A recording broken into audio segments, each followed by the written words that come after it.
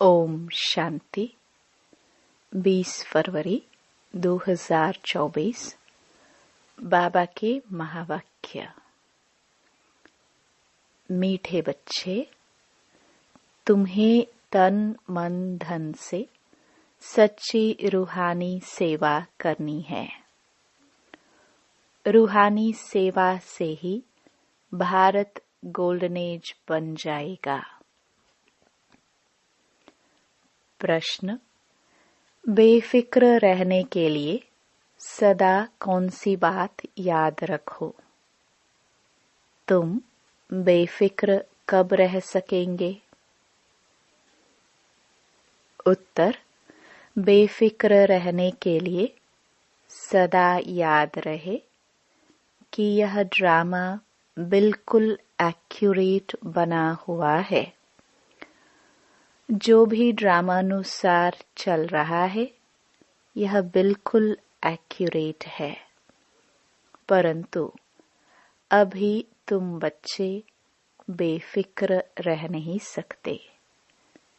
जब तुम्हारी कर्मातीत अवस्था हो तब तुम बेफिक्र बनेंगे।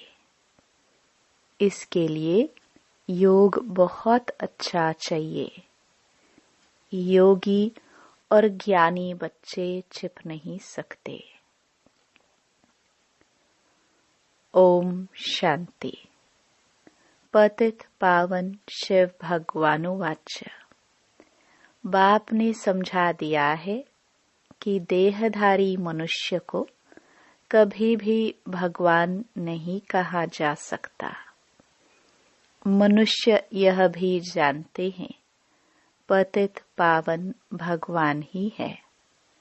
श्री कृष्ण को पतित पावन नहीं कहेंगे। बेचारे बहुत मूंझे हुए हैं। भारत में जब सूत मूंझा जाता है तब शिव बाबा को आना पड़ता है। बाप के बिना उसे कोई सुलझा न सके।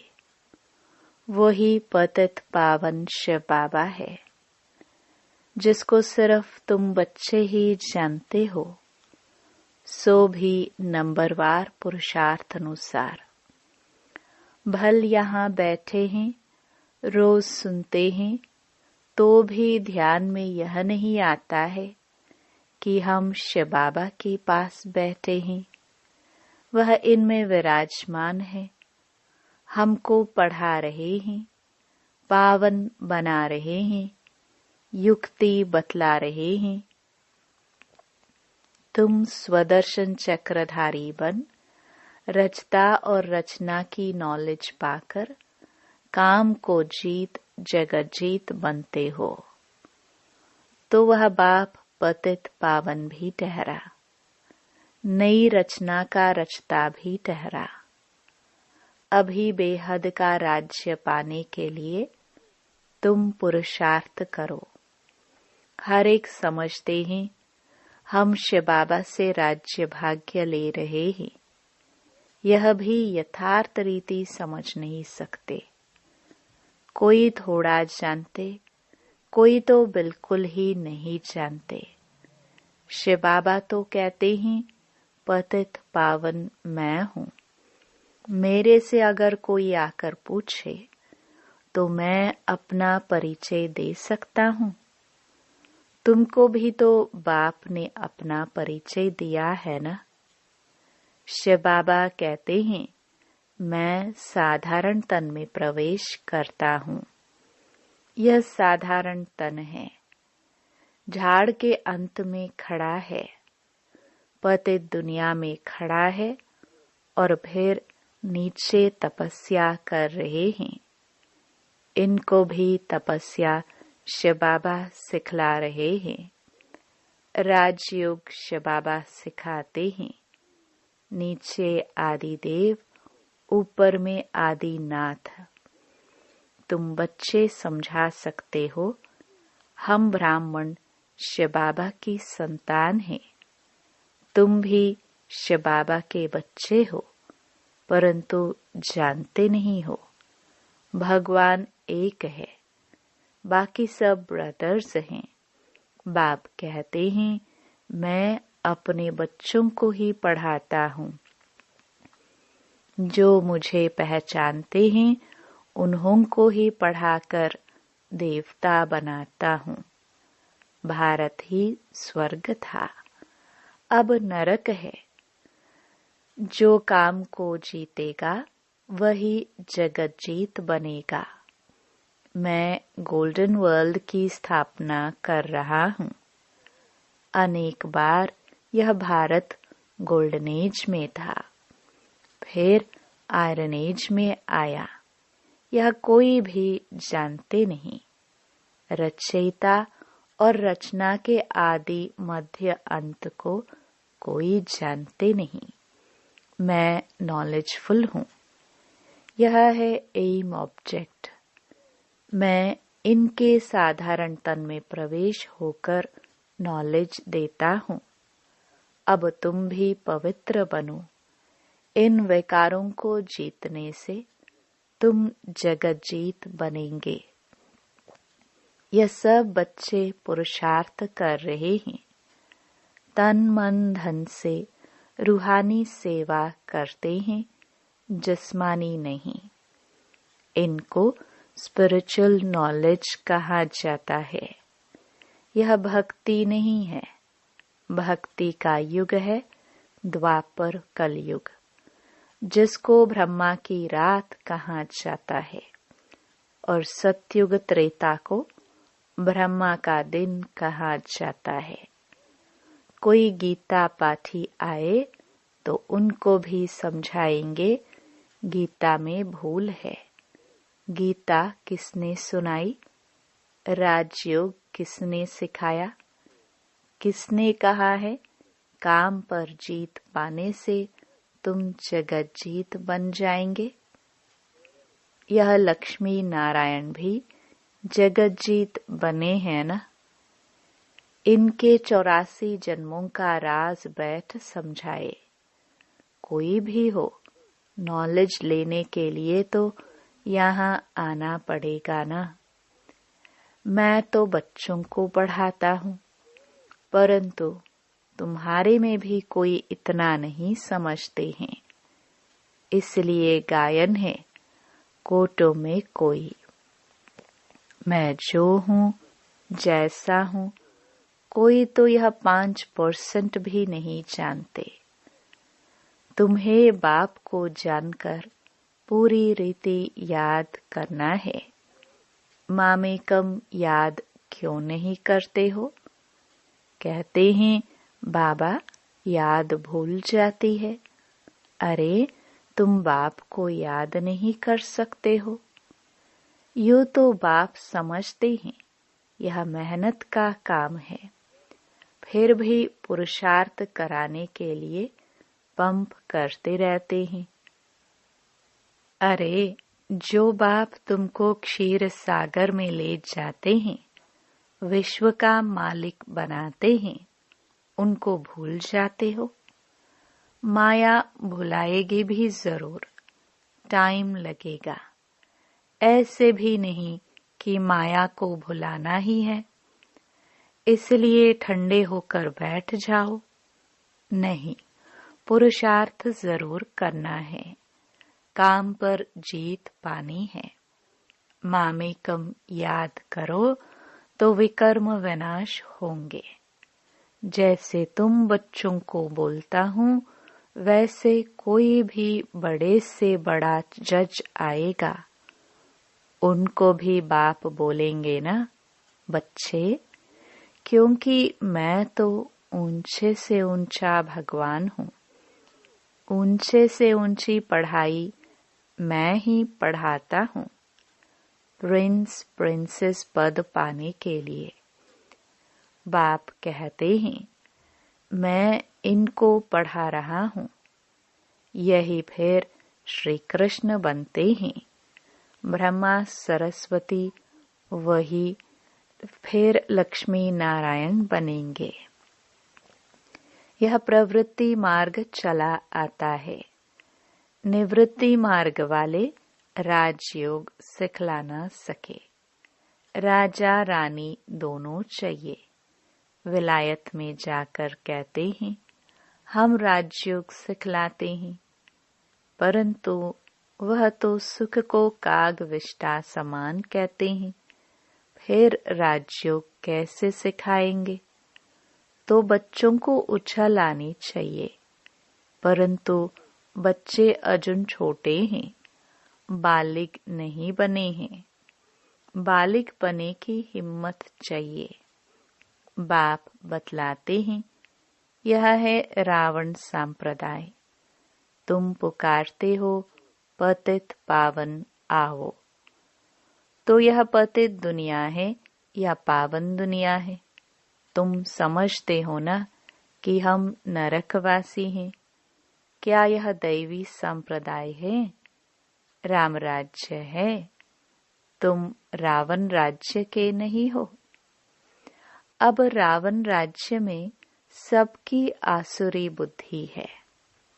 अब आसुरी बुद्धि को दैवी बुद्धि बनाने वाला कौन?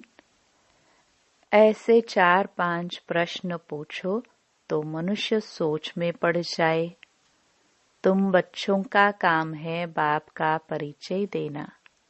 झाड़ तो धीरे धीरे बढ़ता है, फिर बहुत वृद्धि को पाएंगे। माया भी चक्री लगाकर एकदम गिरा देती है। बॉक्सिंग में भी बहुत मरते हैं, इसमें भी बहुत मर जाते हैं। विकार में गया और मरा, फिर नए सिर पुरुषार्थ करना पड़े। विकार एकदम मार डालता है। जो कुछ जंक निकाल पतित से पावन बना, वह की कमाई छट हो जाती है। फिर नए सिर मेहनत करनी पड़े। ऐसे नहीं, उनको अलाउ नहीं करना है। नहीं, उनको समझाना है। जो कुछ याद की यात्रा की पढ़ा वह सब खलास हो गया। एकदम नीचे गिर पड़ते हैं। फिर भी घड़ी घड़ी अगर गिरते रहेंगे तो कहेंगे गेट आउट। 1-2 बारी आजमाया जाएगा, 2 बारी माफी मिली, फिर केस होपलेस हो जाता है। फिर आएगा भी, लेकिन एकदम डर्टी क्लास में। भेंट में तो ऐसे कहेंगे ना। जो बिल्कुल कम पद पाते हैं उनको कहेंगे डर्टी क्लास। दास दासिया चंडाल प्रजा के भी नौकर चाकर सब बनते हैं ना। बाप तो जानते हैं मैं इन्हों को पढ़ा रहा हूँ। हर 5000 वर्ष के बाद पढ़ाता हूँ। वह लोग लाखों वर्ष कह देते हैं। आगे चलकर यह भी कहने लग पड़ेंगे कि बरोबर 5000 वर्ष की बात है। वही महाभारी लड़ाई है, परंतु याद की यात्रा में रह न सके। दिन प्रतिदिन टू लेट होते जाएंगे। गाया भी जाता है, बहुत गई थोड़ी रही। यह सब इस समय की बातें हैं। बाकी थोड़ा समय है पावन बनने में। लड़ाई सामने खड़ी है। अपने दिल से पूछना है, हम याद की यात्रा पर है। जब कोई नया आता है तो बच्चों को फॉर्म जरूर भराना है। जब फॉर्म भरे तब उनको समझाया जाए। अगर किसको समझना ही नहीं है तो फॉर्म ही क्या भरेगा। ऐसे तो ढेर आते हैं। बोलो, बाप को पुकारते हो पतित पावन आओ, तो जरूर यह पतित दुनिया है। तब तो कहते हैं कि आकर पावन बनाओ। फिर कोई बनते हैं, कोई नहीं बनते हैं। बाप के पास पत्र तो ढेर आते हैं। सब लिखते हैं शिव बाबा केयर ऑफ ब्रह्मा। शिव बाबा भी कहते हैं मैं साधारण तन में प्रवेश करता हूँ। इनको 84 जन्मों की कहानी सुनाता हूँ और कोई भी मनुष्य रचता और रचना के आदि मध्य अंत को नहीं जानते हैं। अब बाप ने ही तुमको बताया है। यह चित्र आदि भी बाबा ने दिव्य दृष्टि देकर सब बनवाए हैं।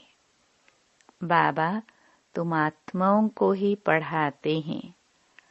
आत्माएं झट अशरीरी हो जाती हैं। इस शरीर से अपने को अलग समझना है। बाबा कहते हैं, बच्चे देही अभिमानी भव, अशरीरी भव। मैं आत्माओं को पढ़ाता हूँ। यह मेला है आत्माओं और परमात्मा का। इसे संगम का मेला कहा जाता है। बाकी कोई पानी की गंगा पावन नहीं बनाती हैं। साधु संत ऋषि मुनि आदि सब जाते हैं स्नान करने। अब गंगा पतित पावनी हो कैसे सकती? भगवान वाच है ना, काम महाशत्रु है। इस पर जीत पाने से तुम जगत जीत बन जाएंगे। गंगा व सागर तो नहीं कहते, यह तो ज्ञान सागर बाप समझाते हैं। इन पर जीत पाने के लिए मामेकम याद करो तो तुम पावन बन जाएंगे। दैवी गुण धारण करो। किसको दुख मत दो। पहला नंबर दुख है काम कटारी चलाना। यही आदि मध्य अंत दुख देने वाला है। सतयुग में यह होता नहीं। वह है पावन दुनिया। वहाँ कोई पतित रहता ही नहीं। जैसे तुम योग बल से राज्य लेते हो, वैसे वहाँ योग बल से बच्चा पैदा होता है। रावण राज्य ही नहीं। तुम लोग रावण को जलाते हो, पता ही नहीं पड़ता कि कब से जलाते आए हो। राम राज्य में रावण होता नहीं। यह बड़ी समझने की बातें हैं जो बाप बैठ समझाते हैं। समझाते तो बहुत अच्छा है, परंतु कल्प कल्प जो जितना पढ़े हैं उतना ही पढ़ते हैं। पुरुषार्थ से सारा मालूम पड़ जाता है। स्थूल सेवा के भी सब्जेक्ट है। मनसा नहीं तो वाचा कर्मणा। वाचा तो बहुत सहज है। पहले है मनसा अर्थात मन मना भव। याद की यात्रा में रहना है। अपने को आत्मा समझ बाप को याद करना है। बाप से शिक्षा लेनी है। बहुत हैं जो बाप को याद नहीं कर सकते। ऐसे नहीं कहेंगे कि ज्ञान को याद नहीं कर सकते। मामेकम याद नहीं कर सकते। याद नहीं करेंगे तो ताकत कैसे मिलेगी? बाप सर्वशक्तिमान है। उनको याद करने से ही शक्ति आएगी। इसको ही जौहर कहा जाता है। कर्मणा भी कोई अच्छी करे तो पद मिले। कर्मणा भी नहीं करते तो फिर पद क्या मिलेगा? सब्जेक्ट होती है ना। यह है गुप्त समझने की बातें। वो लोग योग योग कहते रहते हैं, परंतु समझते नहीं कि योग से तुम विश्व की बादशाही लेते हो। योग बल से ही वहाँ बच्चा पैदा होता है। यह भी किसको पता नहीं है। तुमको समझाया जाता है, फिर भी आधा कल्प के बाद तुम माया के मुरीद चेला बन जाते हो। फिर माया तुमको अभी भी नहीं छोड़ती है। अब तुमको शिव बाबा के मुरीद बनना है। कोई भी देहधारियों का मुरीद नहीं बनना है। बहन भाई भी अब कहाँ जाता है पवित्र बनने के लिए। फिर भी इससे भी ऊपर जाना है। भाई भाई समझना है। भाई बहन की दृष्टि भी नहीं। ड्रामानुसार जो कुछ चलता है बिल्कुल एक्यूरेट। ड्रामा बहुत एक्यूरेट है। बाप तो बेफिक्र है। इनको तो फिक्र जरूर रहेगा। बेफिक्र तब रहेंगे जब कर्मातीत अवस्था होगी। तब तक कुछ न कुछ होता है। योग अच्छा चाहिए। योग के लिए बाबा अब जोर देते हैं। इसके लिए कहते हैं घड़ी घड़ी भूल जाते हैं। बाप उल्हना देते हैं। जो बाप तुमको इतना खजाना देते हैं उनको तुम भूल जाते हो। बाप जानते हैं किसमें ज्ञान है किसमें नहीं है। ज्ञानी कभी छिपा नहीं रहेगा। वह झट सर्विस का सबूत देगा। तो यह सब समझने की बातें हैं। अच्छा, मीठे मीठे सिखिलदे बच्चों प्रति माता पिता बाप दादा का याद प्यार और गुड मॉर्निंग। रूहानी बाप की रूहानी बच्चों को नमस्ते। धारणा के लिए मुख्य सार। पहला, माया की बॉक्सिंग में हार नहीं खानी है। पुरुषार्थ में ठंडा हो बैठ नहीं जाना है। हिम्मत रख सेवा करनी है। दूसरा, यह ड्रामा एक्यूरेट बना हुआ है, इसलिए किसी भी बात का फिक्र नहीं करना है। कर्मातीत अवस्था को पाने के लिए एक बाप की याद में रहना है। किसी देहधारी का मुरीद नहीं बनना है। वरदान। श्रीमत प्रमाण सेवा में संतुष्टता की विशेषता का अनुभव करने वाले सफलता मूर्त भव। कोई भी सेवा करो, कोई जिज्ञासु आवे या नहीं आवे, लेकिन स्वयं से संतुष्ट रहो। निश्चय रखो कि अगर मैं संतुष्ट हूं तो मैसेज काम जरूर करेगा। इसमें उदास नहीं हो। स्टूडेंट नहीं बढ़े, कोई हर्जा नहीं। आपके हिसाब किताब में तो जमा हो गया और उन्हों को संदेश मिल गया। अगर स्वयं संतुष्ट हो तो खर्चा सफल हुआ। श्रीमत प्रमाण कार्य किया तो श्रीमत को मानना, यह भी सफलता मूर्त बनना है। स्लोगन।